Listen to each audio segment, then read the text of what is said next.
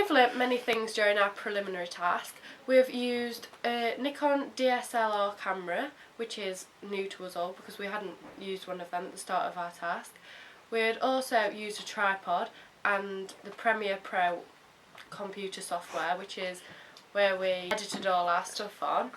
We've also used storyboards, so we've learned how to use one of them successfully because that's helped us with the planning of our preliminary task.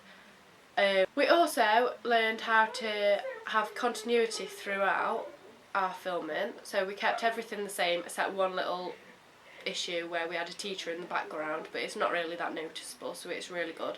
We've also learned how to work in a group successfully as well, so we've all worked together and we've all put our effort into it with the editing and stuff like that.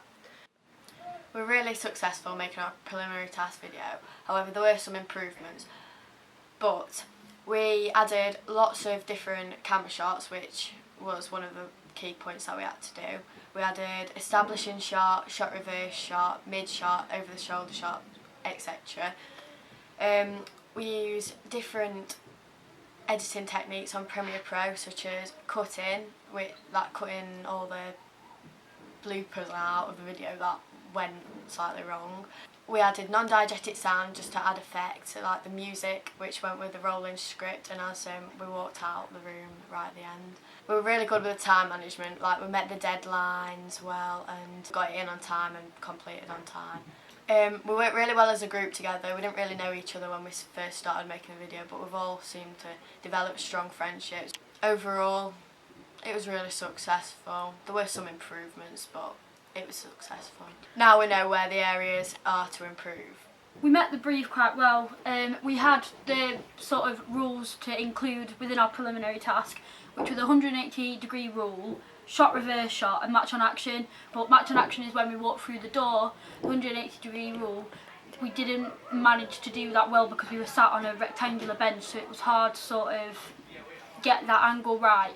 So that's an area of improvement for next time.